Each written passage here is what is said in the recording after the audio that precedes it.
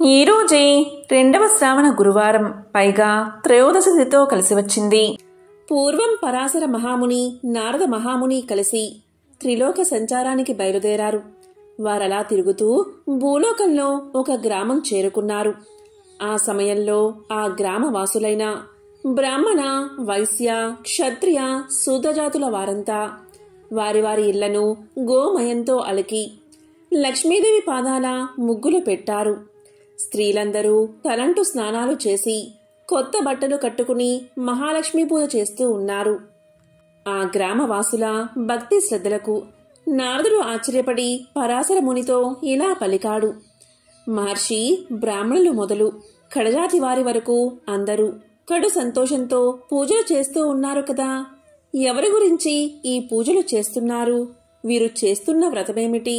ఈ వ్రత నియమాలు ఎలాంటివి అని అడగగా పరాశరుడు చిరునవ్వుతో, నారదా, ఈరోజు గురువారం కదా. ఈరోజు శ్రీ కనక మహాలక్ష్మికి అత్యంత ప్రీతికరమైన రోజు. అందువల్లే ప్రజలు లక్ష్మీ వ్రతాన్ని ఆచరిస్తున్నారు. శుక్రవారంతో పాటు గురువారం కూడా లక్ష్మీదేవికి చాలా ఇష్టమైన రోజే. శుక్లపక్ష దశమి గురువారం అయితే ఆ దినాన్ని సుదశ వ్రతము అంటారు.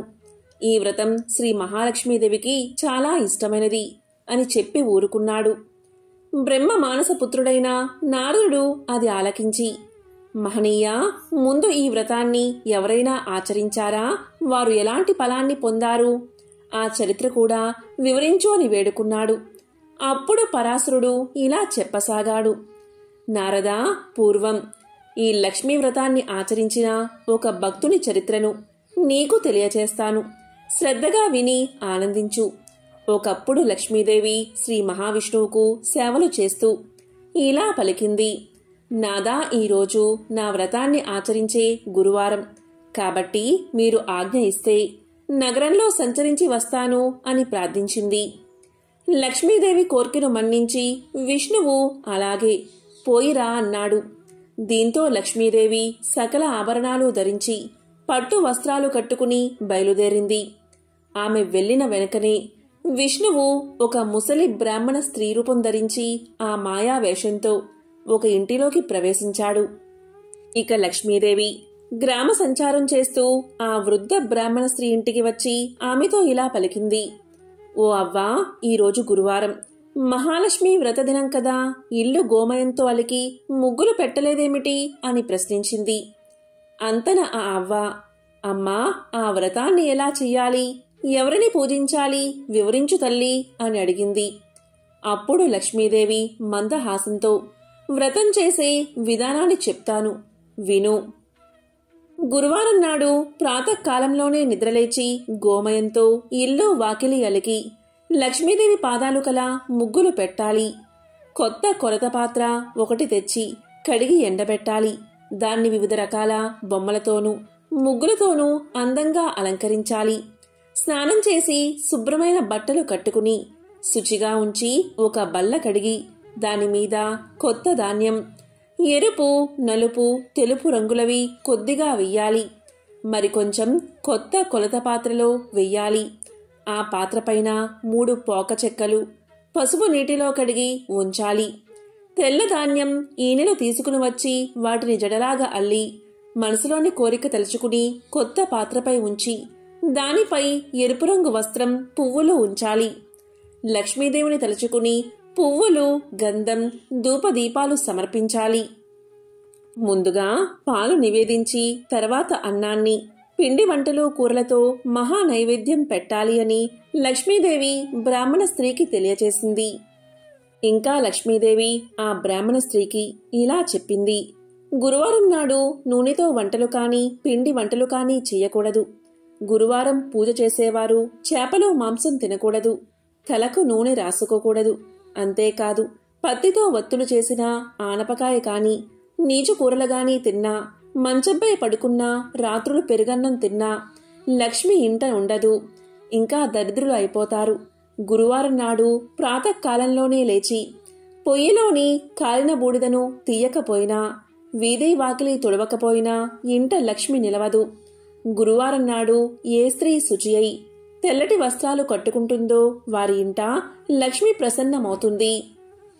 ఏ స్త్రీ గురువారం నాడు పిల్లలను తిట్టడం కొట్టడం చేస్తుందో, ఇల్లు వాకిలి శుభ్రం చేయదో, వంట సామానులు అంట్లు తోమదో, సాయం సమయమున గుమ్మం దగ్గర సంధ్యాదీపం ఉంచదో, ఆ స్త్రీ ఉన్న ఇంట ఒక్క క్షణమైనా లక్ష్మీదేవి ఉండకపోగా ధనహాని సంతానహాని కలుగజేస్తుంది. అలాగే గురువారం రోజున ఉడకని పదార్థాలు తినడం, అమిత నిద్ర, అమావాస్య సంక్రాంతి తిథిలో అశుభ్రంగా ఉండి విహరించడం, అత్తామామలను సేవించక కస్సు బుస్సులు ఆడడం చేసే స్త్రీల ఇంట లక్ష్మీదేవి పాదాలు నిలపదు. ఇంకా భోజనానికి ముందు తర్వాత కాళ్ళు చేతులు ముఖము ఏ స్త్రీ కడుక్కుంటుందో, ఏ స్త్రీ ఇతరులతో మాట్లాడుతున్నప్పుడు చీటికి మాటికి నవ్వుతుందో, ఏ స్త్రీ బూడిద గుమ్మడికాయను కోస్తుందో అలాంటి స్త్రీలు నీచ బుద్ధి కలవారై అన్న వస్త్రాలకు దూరమైపోతారు. ఏ స్త్రీ గురువారం రోజు ధర్మాలు చేయక, పూజలు చేయక పరుష సాంగత్యమునే సదా కోరుకుంటుందో ఆమె పాపకూపమునకు పోవడమే కాక బతికి ఉన్న రోజులు తిండికి మొహం వాసిపోతుంది.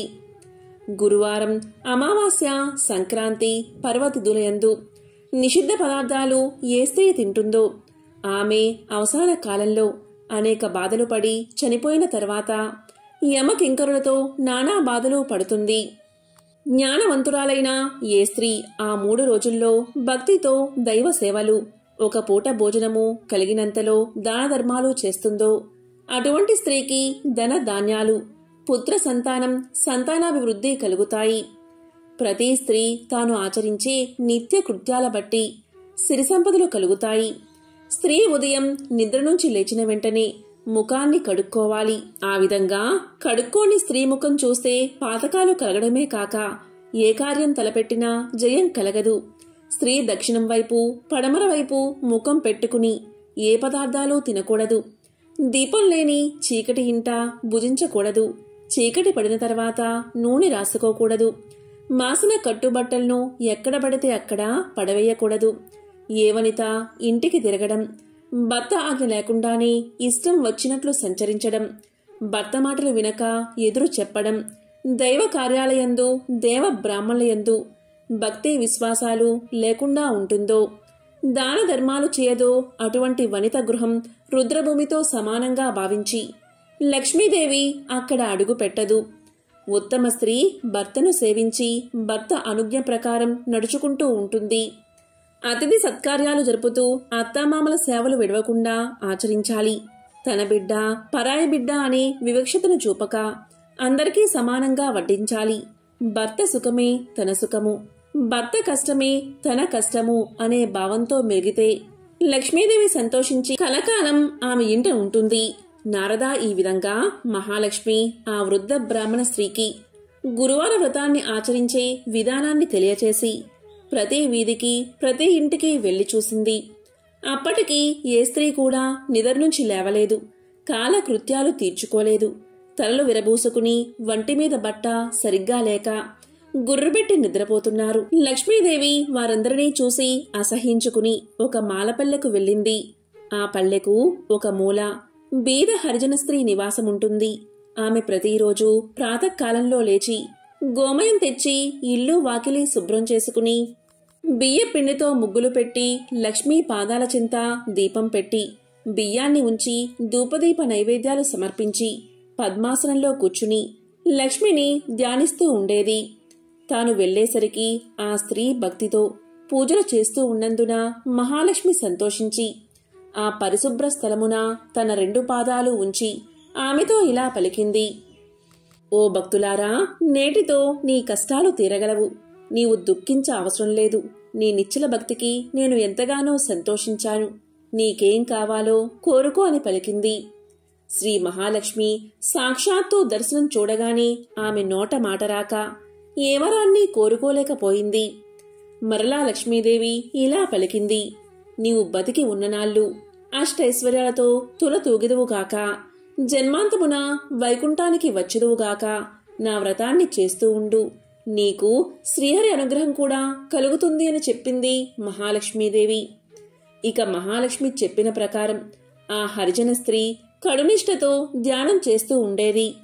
లక్ష్మీదేవి పాదాలయందే మనసు లగ్నం చేసి ఉన్నందున ఆమె భక్తికి లక్ష్మీదేవి ఆనందించి ఆమె ఉన్న పూరగుడిసెను పెద్ద భవంతిగా చేసింది.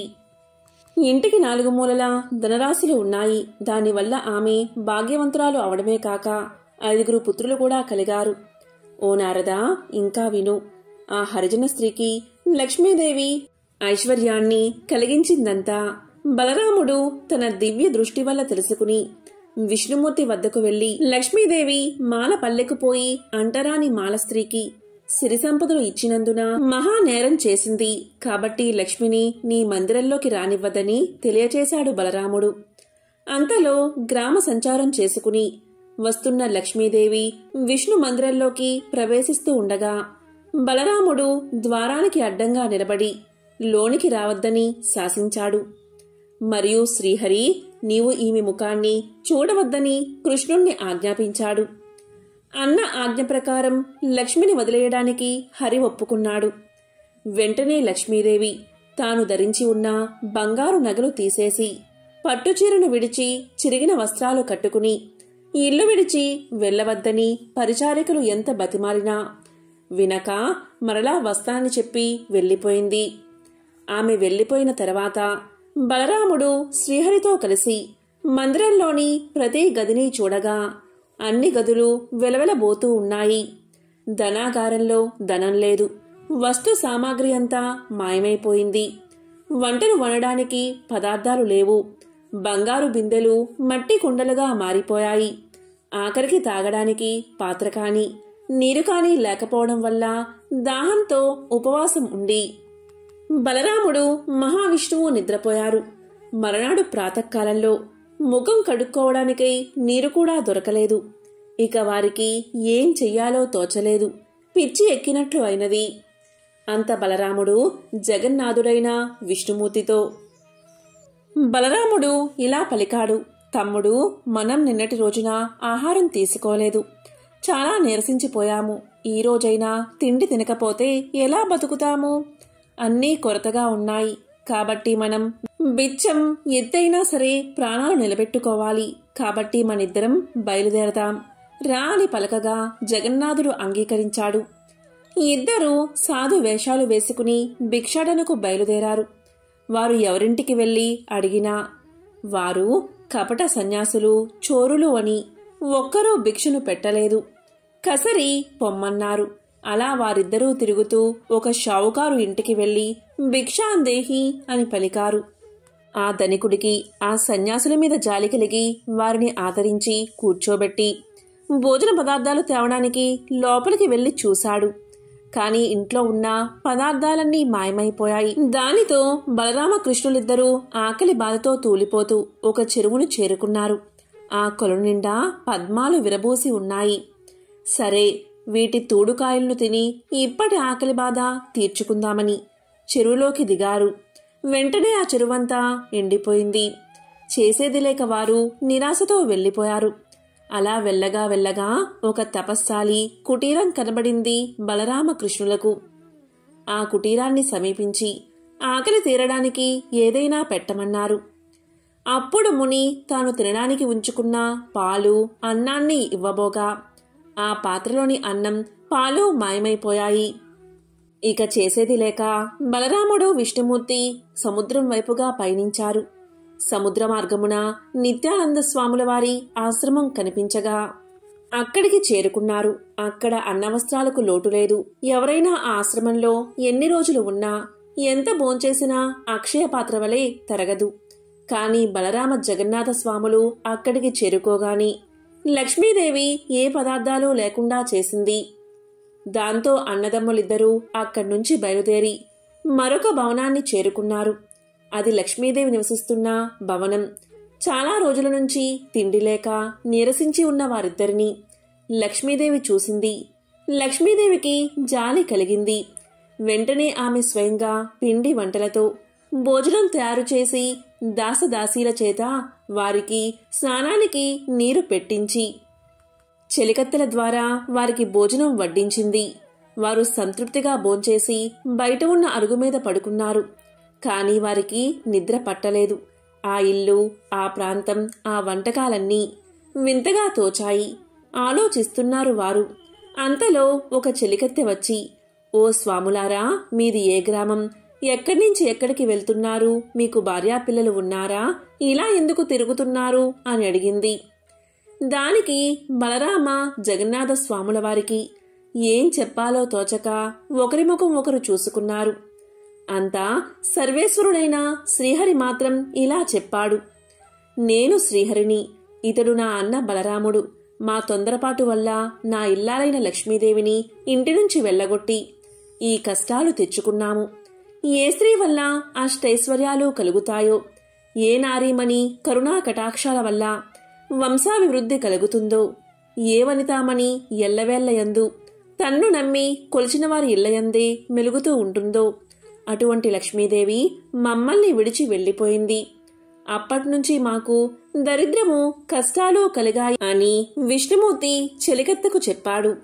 ఆ దాసి వల్ల ఆ ఇల్లు లక్ష్మీదేవి మందిరమే అని తెలుసుకుని వారు చాలా ఆనందించారు. అప్పుడు బలరాముడు విష్ణువుతో ఇలా పలికాడు, సోదరా, నీవు లక్ష్మీ వద్దకు వెళ్లి మనం చేసిన తప్పును క్షమించమని ప్రార్థించు అని చెప్పి లోపలికి పంపాడు.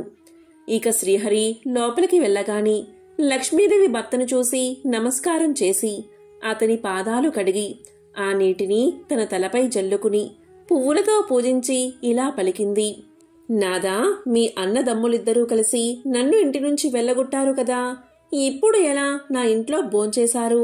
చండాలపు దాని ఇంటికి ఎలా వచ్చారు? ప్రాణాలు పోసినప్పుడు జాతి కుల భేదాలు అడ్డు రాకూడదా అని నిష్ఠూరలాడింది. అప్పుడు శ్రీహరి చిరునవ్వుతో, ప్రియా, మేమిద్దరం భిక్షమెత్తుకోవడం అంతా తెలుసుకున్నారు. నీవు భోజనం పెట్టడం అందరూ చూశారు. మాకు శిక్ష సరిపోయింది. నీవు లేకపోవడం వల్ల వైకుంఠం చిన్నపోయింది. నిన్ను వదిలినందుకు మాకు అన్నీ లోపాలే జరిగాయి. కాబట్టి మా వెంట రమ్ము, వైకుంఠానికి పోదాము అని పలకగా శ్రీహరి మాటపై లక్ష్మీదేవి ఆ ఇంట అడుగుపెట్టగాని, అంటే వైకుంఠంలో అడుగుపెట్టగాని అన్నీ యథాప్రకారంగా మారిపోయాయి. ధనాగారమంతా ధనంతోనూ బంగారంతోనూ నిండిపోయింది. వస్తు వాహనాలతో దాసీ జనాలతో భక్త కోటితో వైకుంఠం కలకల్లాడింది. కాబట్టి ఓ నారద, గురువారం నాడు లక్ష్మీ పూజ చేసి ఈ పురాణం చదివినా లేక విన్నా అలాంటి వారికి వెనుకటి జన్మలో చేసిన పాపాలు నశించి మోక్షం కలగడమే కాక 1,00,000 గోదానాలు చేసినా ఫలితం కలిగి మరుజన్మలో అష్టైశ్వర్యాలతో తులతూగుతారు. ఈ లక్ష్మీ పురాణ పఠనం ప్రతి మానవుడు ముక్తి పొందడానికి మార్గదర్శనం కాగలదు అని పరాశరముని నారదునికి శ్రీ లక్ష్మీ పురాణాన్ని వివరించాడు. ఎవరైతే ఈ గురువారం రోజు ఎంతో మహిమాన్వితమైన కనక మహాలక్ష్మీదేవి కథను వింటారో లేక చదువుతారో అటువంటి వారికి అష్టైశ్వర్యాలు భోగ భాగ్యాలు కలుగుతాయి. లక్ష్మీ కటాక్షం కలుగుతుంది. పూర్వకాలంలో ఒక బ్రాహ్మణుడు ఉండేవాడు. అతని పేరు నాగంభట్టు. ఆయనకి ఒక పుత్రుడు ఒక పుత్రిక ఉన్నారు. పుత్రుని పేరు నారాయణ భట్టు, పుత్రిక పేరు నారాయణమ్మ. వారు చాలా పేదవారు. భిక్షాటన చేసి కుటుంబ పోషణ చేసుకునేవారట. అలా కొన్నాళ్లు అయ్యేసరికి నాగంభట్టు కాశీకి వెళ్లి ధనం సంపాదించుకోవాలి అనే బుద్ధి పుట్టిందట. అప్పుడు నాగంభట్టు భార్యతో చెప్పి తెల్లవారుజామునే లేచి కాశీకి ప్రయాణమై అలా వెళ్ళగా వెళ్ళగా కొంత దూరం వెళ్లేసరికి దారిలో సూతులవారు, వ్యాసులవారు, నారదులవారు ప్రత్యక్షమయ్యారు. వారు ఇలా పలికారు, ఓ బ్రాహ్మణుడా, ఎక్కడకు వెళ్తున్నావు అని అడిగారు. దానికి నాగంభట్టు ఇలా సమాధానం చెప్పాడు, అయ్యా, నేను కాశీకి ధనం సంపాదించుకోవడానికి వెళ్తున్నాను అని చెప్పాడు. అప్పుడు వారు ఇలా పలికారు, ఓయి వెర్రి బ్రాహ్మణుడా, కాశీకి వెళ్తే నీకు ధనం ఎవరైనా మూటగట్టి ఇస్తారా? కాశీకి వెళ్తే గంగా స్నానం దొరుకుతుంది, విశ్వేశ్వరుల దర్శనం దొరుకుతుంది, అన్నపూర్ణమ్మ దర్శనం దొరుకుతుంది. మేము ఒక కథ చెబుతాము, వింటావా అని అడిగారు. అప్పుడు నాగంభట్టు, మీరు ఏ దేవుని కథో వివరించండి స్వామి అని వేడుకున్నాడు. అప్పుడు వారు ఇలా చెప్పడం మొదలుపెట్టారు. పూర్వకాలంలో కోసల రాజ్యమనే రాజ్యమున్నది. ఆ రాజ్యాన్ని పాలించే దశరథ మహారాజు సంతానం కోసం పుత్ర కామేష్టి యాగం చేయగా దేవతలు ప్రత్యక్షమై పాయస పాత్రను ఇచ్చారు. అది పట్టుకు వెళ్లి తన భార్యలైన కౌసల్య, సుమిత్ర, కైకేయి అని 3 భార్యలకు ఇచ్చాడు దశరథుడు. అలా వారు 3 భుజించగాని గర్భవతులు అయ్యారు. 9 మాసాలు నిండగాని చైత్ర శుద్ధ నవమి నాడు పునర్వసు నక్షత్రాన్న శ్రీరామ, లక్ష్మణ, భరత శత్రుఘ్నులు అనే 4 కుమారులు జన్మించారు. వారు దినదిన ప్రవర్ధమానులై బాలచంద్రుడి వలె పెరుగుతూ ఉన్నారు. కొన్నాళ్లు గడిచేసరికి విశ్వామిత్రుడు వచ్చి రామలక్ష్మణులిద్దరినీ యాగ సంరక్షణార్థం తనతో పంపమని దశరథ మహారాజుని అడగగా విశ్వామిత్రుడితో రామలక్ష్మణులను పంపడానికి దశరథుడు అంగీకరించగా ముని వారిద్దరికీ బల, అతిబల అని విద్యలను నేర్పాడు. రాముడు తాటకిని చంపి శివుడి విల్లు విరిచి సీతను పెళ్లాడి అహల్యను శాప విమోచనం చేసి పరశురాముని గర్వభంగం చేసి కైకవరం చేత 14 ఏళ్లు అరణ్యవాసంలో ఉండగా రావణాసురుడు సీతను ఎత్తుకుని పోగా లంకాపురమునకేగి లంకా దహనం చేసి రావణాసురుడిని వధించి విభీషణుడికి పట్టం గట్టి తిరిగి వచ్చి పట్టాభిషిక్తుడై సుఖంగా రాజ్యాన్ని ఏలుతూ ఉన్నాడు.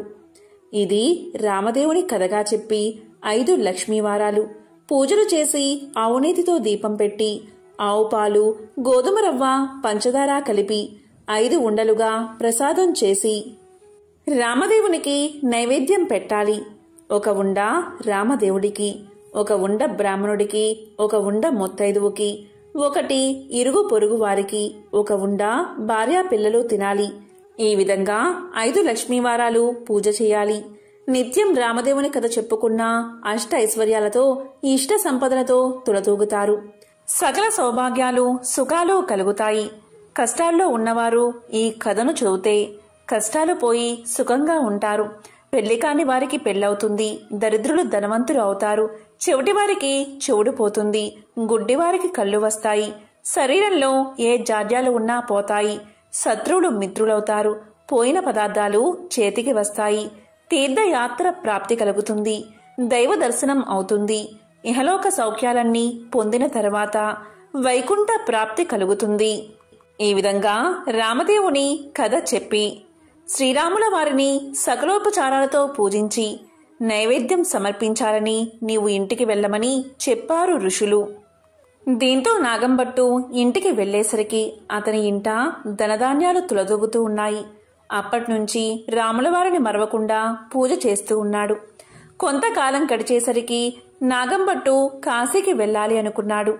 అందుకని అతను కొంచెం ధనం మూటకట్టుకుని కాశీ కావడి భుజం మీద వేసుకుని కుమారుణ్ణి, కుమార్తెను పిలిచి, అబ్బాయి, అమ్మాయి, మీరు కథ విడవకుండా శ్రద్ధగా చెప్పుకుంటూ ఉండమని నారాయణమ్మతోనూ నారాయణ భట్టుతోనూ చెప్పి కాశీకి ప్రయాణమై వెళ్లిపోయాడు. ఆ మరునాడు కుమారుడు ఆయా వారానికి వెళ్లి వచ్చి, అమ్మా, రామదేవుని కదా చెబుతాను, విందువుగాని రామ్మా అని పిలిచాడు. దానికి తల్లి, నాయనా, వంటవేళ పొద్దున్నే దాసి పాచి పనికి వచ్చే వేలైనది, ఇప్పుడు కథ వినను అని పలికింది. మళ్లీ మధ్యాహ్నం కథ చెబుతాను, విందువుగాని రావమ్మా అని పలికాడు. దానికి తల్లి, ఇప్పుడేమి కథనాయనా, పడకవేళ, నిద్రవేళ, ఇప్పుడు వినను అని పలికింది. సాయంత్రం అయిన తర్వాత మంగళహారతులిచ్చి తిరిగి అమ్మను పిలవగా ఆమె పాలు కాచి తోడు వేయాలి, బంగారం వెండి దాచాలి అని చెప్పింది. నారాయణ భట్టు ఈమెకు దరిద్రకాలం సంభవించుచున్నది అని తలిచి పడుకున్నాడు. దీంతో రామదేవునికి కోపం వచ్చి ఎలా వచ్చిన ఐశ్వర్యాలు అలాగే వెళ్లిపోగా బిందెలు, చెంబులు, గిన్నెలు అన్నీ దొరలి ఇరుగు పొరుగు వారి ఇళ్లకు వెళ్లిపోయాయి. పూర్వం నుంచి ముష్టి ఎత్తుకుని చిల్లు రాగి చెంపు కూడా దొర్లి వెళ్లిపోతూ ఉండడం వల్ల అప్పుడు నారాయణమ్మ చూసి, అమ్మా, అదైనా ఉంచమని కోరవే అమ్మా అని చెప్పగా ఆమె అదైనా ఉంచు రామదేవుడా తండ్రి అని వేడుకోగా ఆ చెంబు తప్ప మిగతావన్నీ వెళ్లిపోయాట. వారి గూటిలో ఉన్న వెండి కంచం కూడా దొర్లిపోతూ ఉండగా అప్పుడు ఆమె కంచం అంచు పట్టుకుని లాగినదట. సగం అంచు వారికి, సగం అంచు పొరుగువారికి వెళ్లిపోయిందట. మరునాటి ఉదయమున ఆమె వారింటికి నిప్పు కోసం వెళ్లి వారింట్లో ఉన్న కంచం అంచు మాదే అన్నదట. మీ కంచం అంచు మా ఇంటికి ఎలా వచ్చిందమ్మా? మేము మీ ఇంటికి వచ్చామా, మీరు మా ఇంటికి వచ్చారా? కాబట్టి ఆ కంచం మాదే అన్నారట. అలా కాదు, మా ఇంట్లో కూడా కంచం అంచు ఉంది, పట్టుకుని వస్తానని రెండూ దగ్గర పెట్టి చూడగా రెండూ అతుక్కుపోయాయట. మాది అని వారు పుచ్చుకున్నారట. దీంతో సిగ్గుపడి ఇంటికి వచ్చిందట తల్లి. అప్పుడు కుమారుడు చూసి ఏమన్నారమ్మా అని అడగగా మాదే అని వారే పుచ్చుకున్నారని సమాధానం చెప్పిందట. అప్పుడు కుమారుడు ఇప్పుడు రామదేవుని కథను చెబుతాను, వింటావమ్మా అని అడిగాడు. నేను కథ వినను, కార్యము వినను, ఏ పని పాటో చేసుకుని బతుకుతా కాని రామదేవుని కథ మాత్రం వినను అని పలికింది తల్లి. దీంతో ఎలా వచ్చిన ఐశ్వర్యం అలాగే వెళ్ళిపోయింది. నీ చెల్లెల్ని మాత్రం తీసుకుని వెళ్ళి ఎవరికైనా ఇచ్చి పెళ్లి చేయమని చెప్పింది తల్లి. ఆమె ఆజ్ఞ ప్రకారంగా నారాయణ భట్టు ప్రయాణమయ్యాడు. వారు ఊరు చివరికి వెళ్లేసరికి కాశీకి వెళ్లిన నాగంభట్టు తిరుగు ప్రయాణమై ధనం మూటగట్టుకుని వస్తున్నాడట. కొంత దూరం వచ్చేసరికి ఆయన ఊరు చివరకు వచ్చినారు. అక్కడ కోనేరు కనిపించింది. ఆ కోనేరులో కాలు కడుక్కుంటూ ఉండగా ఎక్కడ్నుంచో ఒక పెద్ద గరుడ పక్షి వచ్చి ఆ డబ్బు మూటను ఎత్తుకుపోయింది. అయ్యో అని నాగంభట్టు విచారిస్తూ ఇంటికి వస్తూ ఉండగా కొంత దూరం వచ్చేసరికి నారాయణమ్మను నారాయణ భట్టును చూసి అబ్బాయి అమ్మాయి మీరు సుఖంగా ఉన్నారా అని అడిగాడు.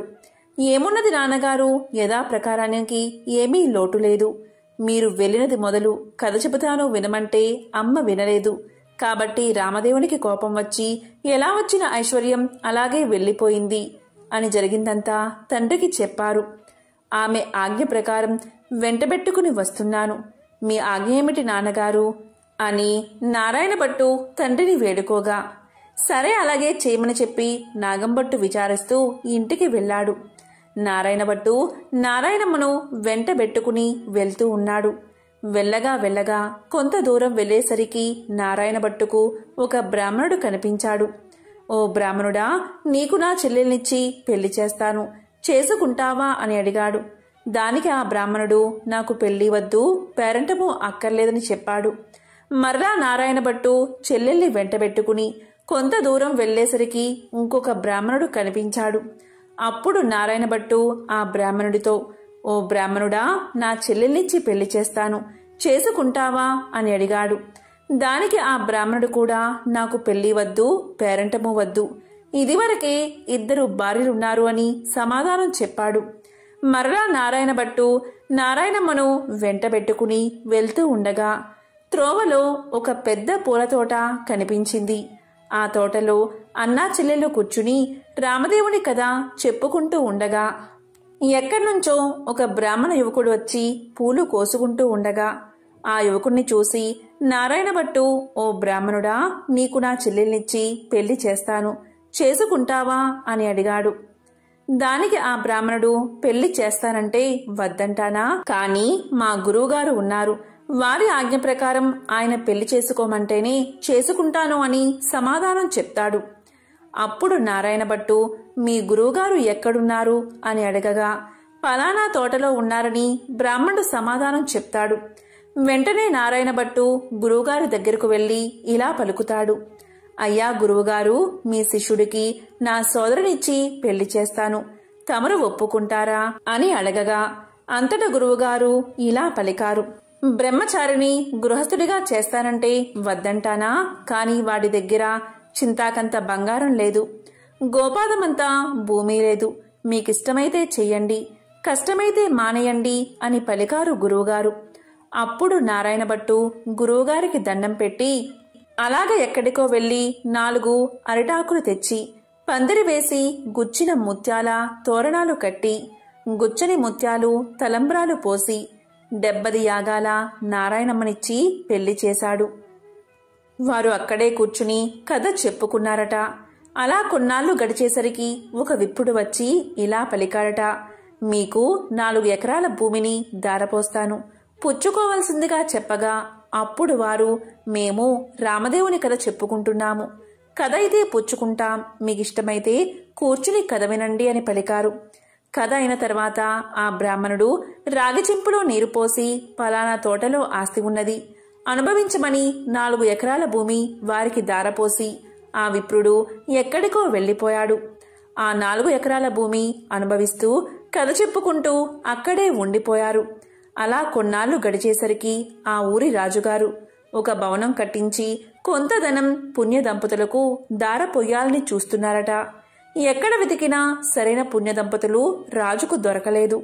ఆ రాత్రి రామదేవుడు రాజు కల్లో కనిపించి, పలానా తోటలో పుణ్య దంపతులు ఉన్నారు, వారిని తీసుకువచ్చి దార పొయ్యండని ఆజ్ఞాపించాడట. రామదేవుని ఆజ్ఞ ప్రకారం మర్నాడు ఉదయమే లేచి 16 మంది బోయలను పల్లకిని పంపాడంట రాజు. వారక్కడకు వెళ్లి, ఏమండోయ్, మా దేశపు రాజుగారు ఒక గృహం కొంత భాగం మీ ఇద్దరికీ దార పోస్తారట, మిమ్మల్ని వెంటబెట్టుకుని రమ్మని పంపారు, కాబట్టి రావాల్సింది అని అడిగారు.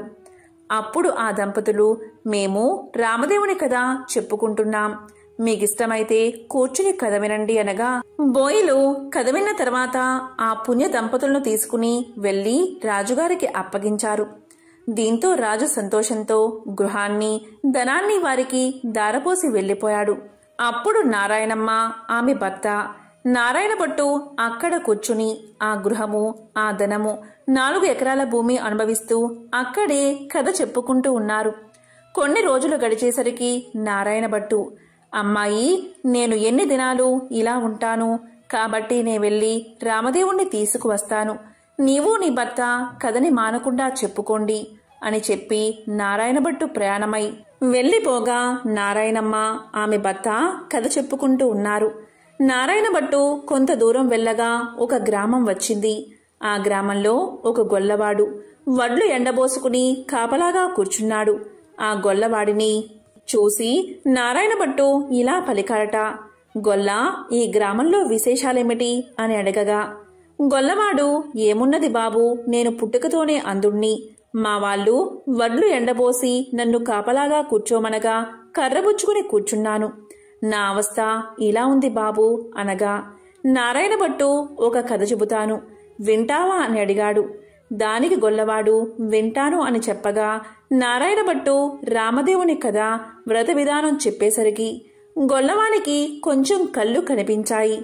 ఓహో, కథలోనే ఇంత మహత్యముంది, వ్రతం చేసుకుంటే ఇంకెంత మహత్యముంటుందో అనుకుని గొల్లవాడు ఏ దైవానిదో ఏ దేవుడో చెప్పమన్నాడు. అది రామదేవుని మహత్యం. 5 లక్ష్మీవారాలు పూజ చేసి అవునేతో దీపం పెట్టాలి. ప్రసాదం 5 ఉండలు చేసి రామదేవుని, ముత్తైదువులకు, బ్రాహ్మణులకు, ఇరుగు పొరుగువారికి ఇచ్చి భార్యా పిల్లలు తినాలి అని చెప్పి నారాయణ భట్టు వెళ్లిపోయాడు. ఇలా నారాయణ భట్టు చెప్పి కొంత దూరం వెళ్లేసరికి ఒక రాజు విచారిస్తూ ఉన్నాడు. ఆ రాజును చూసి నారాయణ భట్టు ఇలా పలికాడు, ఏమి రాజా విచారిస్తున్నారు అని అడిగాడు. దానికి రాజుగారు, నాయనా, నా భార్యా బిడ్డలు పరారయ్యారు, నా రాజ్యం పరాయి రాజులు తీసుకున్నారు, నా అవస్థ ఇలా ఉన్నది అని చెప్పాడు. దానికి నారాయణ భట్టు, నేనొక కథ చెబుతాను, వింటారా అని అడిగాడు. దానికి రాజుగారు, వింటాను, చెప్పవలసింది మహానుభావా అని పలకగాని నారాయణ భట్టు రామదేవుని కథంతా చెప్పి వ్రత విధానమంతా వివరించాడు. ఆ రాజుగారు వ్రతం చేసుకోగా పరారైన భార్యాబిడ్డలు, పరాయిరాజు తీసుకున్న రాజ్యం తిరిగి ప్రాప్తించింది.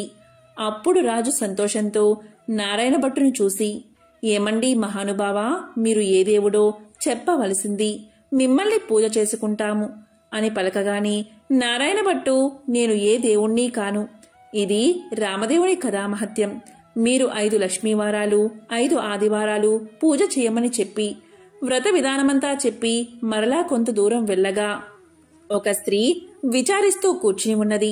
ఆ స్త్రీని చూసి నారాయణ భట్టు, ఎందుకు విచారిస్తున్నావు అని అడగగా ఆ స్త్రీ ఇలా పలికింది, ఏముంది బాబు, చిన్నతనంలోనే పెళ్ళయింది, నా భర్త దేశాంతరం వెళ్లిపోయాడు, నా తల్లి తండ్రి అత్తమామలు కొన్నాళ్లు చూసి ఎన్నాళ్ళు నిన్ను ఇలా చూస్తాము అని వదిలేశారు, కాబట్టి నా అవస్థ ఇలాగున్నది బాబు అని తెలియచేసింది. అప్పుడు నారాయణ భట్టు, నేనొక కథ చెబుతాను, వింటావా అని అడిగాడు. అలాగే వింటాను బాబు అని ఆమె అనగా నారాయణ భట్టు రామదేవుని కథంతా చెప్పి వ్రత విధానమంతా చెప్పేసరికి దేశాంతరం వెళ్లిన ఆమె భర్త తిరిగి వచ్చాడు. తల్లి తండ్రి అత్తమామలు వచ్చారు. ఆమె సంతోషించి నారాయణ భట్టుని చూసి, ఏమండి మహానుభావా, మీరు ఏ దైవానివో మిమ్మల్ని మేము పూజ చేసుకుంటాము అని చెప్పగా దానికి నారాయణ భట్టు ఇలా సమాధానం చెప్పాడు. నేను ఏ దైవాన్ని కాదు, ఇదంతా రామదేవుని కథామహత్యం. 5 లక్ష్మీవారాలు 5 ఆదివారాలు మానకుండా పూజ చేయమని కథ విధానమంతా చెప్పి కొంత దూరం వెళ్లేసరికి ఒక గ్రామం వచ్చింది. ఆ గ్రామంలో ఒక ఇల్లాలి ఇంటికి వెళ్లి, అమ్మా పూజ చేసుకుంటాను, కొంచెం ఇల్లు ఇస్తావా అని అడిగాడు. దానికి ఆమె, మా ఇంటిలో మడి ఆచారం కనుక కుదరదు, ఇల్లు లేదు, వెళ్ళిపో అన్నది. అప్పుడు నారాయణ భట్టు, కోనేరైనా చూపించు తల్లి అని అడిగాడు. దానికి ఆమె, తూర్పు దిశ ఈశాన్య మూలగా ఒక కోనేరున్నది, వెళ్ళమని పలికింది. అప్పుడు నారాయణ భట్టు ఆ కోనేరు దగ్గరకు వెళ్లి స్నానం చేసి మడిబట్టలు ఆరవేసుకుని ఇల్లు ఇవ్వను అన్న ఇల్లాలి అరుగు వద్దకు వచ్చి తూర్పు దిశ ఈశాన్య మూలగా ఒక పుచ్చు పీటకు పసుపు రాసి బొట్టు పెట్టి అందు రామదేవుని పటాన్ని పెట్టి కథ చదువుకుంటూ ఉన్నాడట. ఇంతలో ఆమె యువతలకు వచ్చి చూడగా నారాయణ భట్టు ఆమెకు తాంబూలము దక్షిణ ప్రసాదం ఇచ్చాట. ఆమె పుచ్చుకుని లోపలికి వెళ్లిపోయింది. తరువాత నారాయణ భట్టు కథ చదువుకుని అక్షింతలు తల మీద వేసుకుని ఇంటి మీద వేసి వెళ్లిపోయాడు. అతడు ఇలా వెయ్యగానే ఆ ఇల్లు ఇంద్రభవనం అయినది. అప్పుడు ఆ ఇంటి ఇల్లాలు యాయావారానికి వెళ్లిన తన భర్త తిరిగి వస్తే ఇల్లు తెలుసుకోలేడని ఆమె వీధి అరుగు మీద కావలి కూర్చుని ఉంది. ఇంతలో ఆమె భర్త ఎడమోటా పెడమోటా వేసుకుని ఇల్లు కానక కంగారు పడి అక్కడ నిలబడి ఉన్నాడు. ఆమె చూసి, ఇల్లు ఇదే, ఇలా రండి అని పలకగా ఆమె భర్త, ఇది మన ఇల్లు కాదు, నేను రానని సమాధానం చెప్పాడు. కాదండి, ఇది మన ఇల్లే, ఇలా ఎందుకైతో చెబుతాను వినండి. ఎక్కడ్నుంచో ఒక బ్రాహ్మణుడు వచ్చి పూజ చేసుకుంటాను, ఇల్లు ఇవ్వమన్నాడు. నేను ఇవ్వనని సమాధానం చెప్పాను. అప్పుడు అతను ఒక కోనేరైనా చూపించమన్నాడు. అప్పుడు నేను తూర్పు దిశగా ఈశాన్యమూల కోనేరున్నదని చెప్పాను. అతడు కోనేరు దగ్గరకు పోయి స్నానం చేసి మడిబట్ట ఆరవేసుకుని మన అరుగు మీదకు వచ్చి ఒక పీటకు పసుపు రాసి బొట్టు పెట్టి తూర్పు దిశ ఈశాన్యమూలగా పెట్టి అందు రామదేవుని పటాన్ని పెట్టి పూజ చేసి ఆవు పాలు గోధుమ నూక పంచదార కలిపి ప్రసాదంగా ఉండలు చేసి రామదేవుడికి నైవేద్యం పెట్టి కథ చెప్పుకుంటూ ఉన్నాడు. నేను బయటకు వచ్చేసరికి తాంబూలాది దక్షిణ ప్రసాదాలు నాకు ఇచ్చాడు. నేను లోపలికి వెళ్లిపోయి తిని కూర్చున్నాను. అతడు కొన్ని అక్షింతలు తల మీద వేసుకుని మరికొన్ని అక్షింతలు మన ఇంటి మీద వేసి వెళ్లిపోగా ఇల్లు ఇలా ఇంద్రభవనంగా మారింది. ఇదంతా ప్రసాద మహత్యమని పలికింది ఆ ఇల్లాలు. దానికి ఆమె భర్త, ఆయన పూజ చేసుకుంటానంటే వద్దన్నావా? నిర్భాగ్యురాలా, పాపిష్టిదానా, అతడు ఏ దిశగా వెళ్లాడో చెప్పు అని పలకగా ఈశాన్య మూలగా వెళ్లాడని భార్య తెలియచేసింది. అప్పుడు అతను నారాయణ భట్టుకును వెదుగుతూ బయలుదేరాడు. కొంత దూరం వెళ్లగా నారాయణ భట్టు ఆ బ్రాహ్మణుడికి కనిపించాడు. అప్పుడా బ్రాహ్మణుడు, ఏమండోయ్ మహానుభావా, మీరు మా ఇంటికి రావలసినది, మిమ్ము పూజించుకుంటామని పలికాడు. దానికి నారాయణ భట్టు, మీ ఇంటికి ఇప్పుడు రాను, రామదేవుని వెతుకుతుంటూ వెళుతున్నాను అని పలకగా అప్పుడా బ్రాహ్మణుడు, అలా కాదు మహానుభావా, మీరు మా ఇంటికి వచ్చి పూజ చేసుకుంటానంటే మా వాళ్ళు ఇల్లు ఇవ్వనన్నారు, కాబట్టి మాదే తప్పు, మా తప్పు క్షమించి మా ఇంటికి రావలసినది, మీరు ఏ దైవమో చెప్పండి, మిమ్మల్ని మేము పూజించుకుంటాము అని పలికాడు. అప్పుడు నారాయణ భట్టు, మీ ఇల్లు కాబట్టి మీరు ఇవ్వనన్నారు, మీ తప్పేమీ లేదు, రావడం నాదే తప్పు అని పలికాడు. నేను ఏ దేవుణ్ణి కాదు, ఇదంతా రామదేవుని కథామహత్యం. మీరు ఇంటికి వెళ్లి 5 లక్ష్మీవారాలు 5 ఆదివారాలు పూజ చేసుకోండి అని చెప్పి వ్రత విధానమంతా అతనికి తెలియచేశాడు. రామదేవుణ్ణి వెతుక్కుని వచ్చేటప్పుడు మీ ఇంటికి వస్తాను అని సమాధానం చెప్పాడు నారాయణ భట్టు. అప్పుడా బ్రాహ్మణుడు ఇంటికి వచ్చి, కథలోనే ఇంత మహత్యముంది, వ్రతం చేసుకుంటే ఇంకెంత మహత్యం ఉంటుందో అని పూజ చేసుకుని కథ చెప్పుకుని అష్ట ఐశ్వర్యాలతో అష్ట సంపదలతో తులుతూగుతూ ఉన్నాడు. ఇక నారాయణ భట్టు ఎండనక వాననక తిండనక తెప్పలనక ఆకలనక దప్పికనక చెట్టనక పుట్టనక నీడనక భయమనక అర్ధరాత్రి అనక అరణ్యాల వెంబడి వెళుతూ ఉండగా కొంత దూరం వెళ్లేసరికి నారాయణ భట్టు మూర్చిల్లి ముఖం తిరిగి పడిపోయాడు. అప్పుడు రామదేవుడికి దయ కలిగి ముసలి బ్రాహ్మణ వేషంతో వచ్చి నారాయణ భట్టు ముఖం తుడిచి లేవదీసి మంచినీళ్లు ఇచ్చి మా ఇంటిలో భోజనం చేద్దువుగాని రమ్మని పలికాడు. నేను భోజనం మాత్రం చేయను. నేను రామదేవుణ్ణి వెతుక్కుంటూ వెళ్తున్నాను. ఒక కోనేరు మాత్రం చూపిస్తే స్నానం చేసి వస్తాను అని పలికాడు. దానికి ఆ బ్రాహ్మణుడు తూర్పు దిశలో ఈశాన్య మూల ఒక కోనేరు ఉన్నది, వెళ్ళమని చెప్తాడు. దాంతో నారాయణ భట్టు ఆ కోనేరు వద్దకు వెళ్లి స్నానం చేసి పైకి వచ్చేసరికి అక్కడ ఇంద్రభవనంలా మారిపోతుంది. లోపలకు వచ్చేసరికి సీతమ్మవారు వెండి కంచాలు, వెండి పీటలు, పైడి కంచాలు కనిపించాయి. అప్పుడు నారాయణ భట్టుకు రామదేవుడు సీతమ్మ ఎదురై మా ఇంటిలో భోజనం చేద్దువుగాని రమ్మన్నారట. నేను భోజనం మాత్రం చెయ్యను, రామదేవుణ్ణి వెతుక్కుంటూ వెళ్తున్నాను అని నారాయణ భట్టు పలికాట. అప్పుడు దానికి నేనే రామదేవుణ్ణి అని చెప్పగా, అయితే కావచ్చు మహానుభావా, నాకు దర్శనం కావాలి అని చెప్పగా, అప్పుడు పులిచర్మంతో, రుద్రాక్షలతో, విభూతి రేఖలతో, నడుమున నాగాభరణంతో, శిరస్సున గంగతో, పక్కన పార్వతీదేవితో, త్రిశూలం త్రినేత్రముతో నంది వాహనుడై ఈశ్వరుడు ప్రత్యక్షమయ్యాడు. అప్పుడు నారాయణ భట్టు వారిని స్తోత్రం చేశాడు. వందే శంభు ఉమాపతి సురగురం వందే జగత్కారణం వందే పన్నగభూషణం మృగధరం వందే పశూనాంపతిం వందే సూర్య శశాంక వహ్నినయనం వందే ముకుంద ప్రియం వందే భక్త జనాశ్రయంచ వరదం వందే శివశంకరం అని స్తోత్రం చేయగా ఈశ్వరుడు ప్రత్యక్షమయ్యాడు. అప్పుడు నారాయణ భట్టు విష్ణుమూర్తి కూడా ప్రత్యక్షం కావాలని కోరాడు. అప్పుడు విష్ణుమూర్తి వక్షస్థలమున వనమాలికతో, మెరుపు తీగ వంటి లక్ష్మీదేవితో, శంఖచక్ర గదాధరుడై నెమలి పింఛం ధరించి ప్రత్యక్షమయ్యాడు. అప్పుడు హరిని కూడా ఈ విధంగా స్తోత్రం చేశాడు. శాంతాకారం భుజగశయనం పద్మనాభం సురేశం విశ్వాకారం గగన సదృశం మేఘవర్ణం శుభాంగం లక్ష్మీకాంతం కమలనయనం యోగి హృద్యాన గమ్యం వందే విష్ణుం భవభయహరం సర్వలోకైకనాథం అని స్తోత్రం చేయగా విష్ణుమూర్తి ప్రత్యక్షమయ్యాడు. అప్పుడు నారాయణ భట్టు రామదేవుడు ప్రత్యక్షం అవ్వాలి అన్నాడు. రామదేవుణ్ణి స్తోత్రం చేసేసరికి హనుమ సీతారామ లక్ష్మణ భరత శత్రుఘ్నులు సపరివార సహితంగా శ్రీరామచంద్రుడు ప్రత్యక్షమయ్యాడు. అప్పుడు రామదేవుడు ఇప్పుడైనా భోజనం చేస్తావా అని నారాయణ భట్టును అడిగాడు. అలాగే చేస్తా కాని భోజనం అయిన తర్వాత నాతో వస్తానని అభయహస్తమిస్తే భోజనం చేస్తానని పలికాడు. అప్పుడా సీతమ్మ తల్లి 4 కూరలు, నవకాయ పిండి వంటలతో పంచభక్ష పరమాన్నాలు వండి వెండి కంచాలు, పైడి పీటలు వేసి వారు బందుకోటి పరివార సహితంగా నారాయణ భట్టుకు సీత మహాతల్లి భోజనం వడ్డించింది. అందరూ భోజనాలు చేసి లేచి కర్పూర తాంబూలాలు వేసుకున్న తర్వాత నాతో వస్తానని అభయహస్తమిచ్చావు, కావున మా ఇంటికి నాతో రావాల్సిందని కోరాడు నారాయణ భట్టు. అప్పుడు నారాయణ భట్టు ముందు రామదేవుడు వెనుక తాను బయలుదేరి వెళ్తున్నారు. అలా కొంత దూరం వెళ్లి నారాయణ భట్టు వెనుతిరిగి చూశాడు.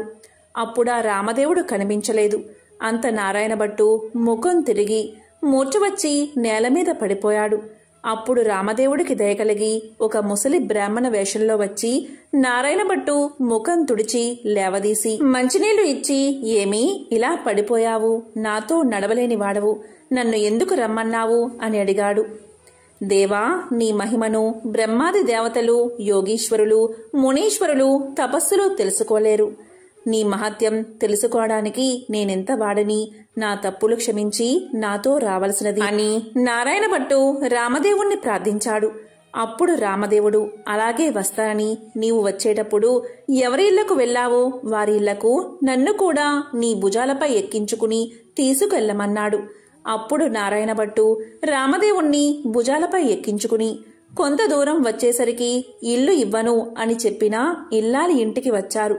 అక్కడ ఆ ఇల్లాలు ఆమె భర్త కూర్చుని రామదేవుని కథ చెప్పుకుంటున్నారు. వారి భక్తికి మెచ్చి వారికి అష్ట ఐశ్వర్యాలు, ఆయురారోగ్యాలు ఇచ్చి కాపాడి రక్షించాడు రామదేవుడు.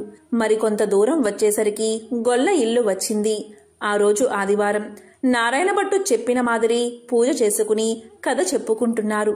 వారిని మెచ్చి ఐశ్వర్యాలు, ఆయురారోగ్యాలు ఇచ్చి సిరి సంపదలు ఎడబాయకుండా వారిని కాపాడి రక్షించారట. ఇంకా కొంత దూరం వచ్చేసరికి చెల్లెలి ఇల్లు వచ్చింది. అక్కడ వారు రామదేవుని కథ చెప్పుకుంటూ బంగారపు ఉయ్యాల్లో ఊగుతున్నారు. వారిని మెచ్చి ఆయురారోగ్యాలు ఇచ్చి సిరి సంపదలు ఇచ్చి కాపాడి రక్షించాట రామదేవుడు. అప్పుడు నారాయణమ్మ తన ఇంటికి అన్నయ్య వచ్చాడని కాళ్ళు కడుక్కోవడానికి నీళ్ళిచ్చి దాహానికి మజ్జిగ ఇచ్చి మర్యాద చేసింది. అప్పుడు నారాయణ భట్టు ఇలా పలికాడు, అమ్మాయి, నన్నిలా మర్యాద చేయక్కర్లేదు. నేను రామదేవుణ్ణి తీసుకువచ్చాను. నీవు నీ భర్త మా ఇంటికి రావాలి. మనమందరం పూజ చేసుకుందాము అని చెప్పాడు. అప్పుడామె సంతోషంతో అలాగే వస్తానని పలికింది. నారాయణమ్మ ఆమె భర్తతో, నారాయణ భట్టు రామదేవునితో సహా వారందరూ బయలుదేరి వారి గ్రామం పొలిమేరకొచ్చేసరికి గ్రామంలోని వారు కొందరు చూసి పరుగున వెళ్లి వారి తల్లిదండ్రులతో ఇలా పలికారు, ఏమండోయ్ నాగంభట్టుగారు, మీ అబ్బాయి, అమ్మాయి, అల్లుడు ఇంకా ఎవరో బయలుదేరి వస్తున్నారు అని పరుగున వెళ్లి చెప్పారు. అప్పుడు నారాయణ భట్టు తల్లిదండ్రులు పరుగున వచ్చి సంతోషంతో కొడుకుని కూతుర్ని కౌగలించకబోయారట. అప్పుడు నారాయణ భట్టు చూసి, అమ్మా, నన్ను ముట్టుకోవద్దు. ఇప్పుడు నేను రామదేవుణ్ణి తీసుకువస్తున్నాను. మీరు మా ఇంటికి వెళ్లి 4 మూలలు దులిపి నల్లగా అలికి తెల్లగా ముగ్గు పెట్టి పచ్చగా పసుపు రాసి మామిడాకుల తోరణాలు కట్టి ఒక పీటకు పసుపు రాసి బొట్టు పెట్టి తూర్పు దిశ ఈశాన్య మూలగా ఉంచి రామదేవుని పటం పెట్టి గోధుమ నూక, పంచదార, ఆవుపాలు కలిపి ప్రసాదం 5 ఉండలు చేసి పూజకు అన్నీ సిద్ధం చేసి నాకు కబురు చెయ్యండి. అప్పుడు నేను రామదేవుణ్ణి తీసుకువస్తాను అని చెప్పాట.